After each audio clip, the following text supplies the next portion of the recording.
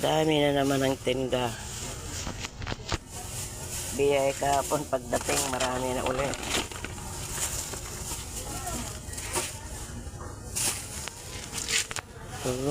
Puno uli yung aming tindahan ha.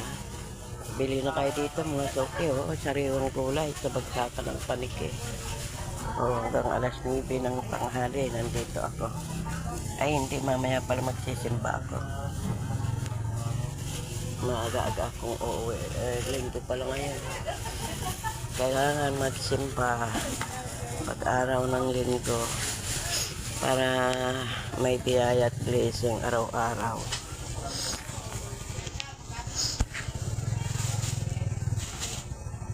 Nag-live ako kahapon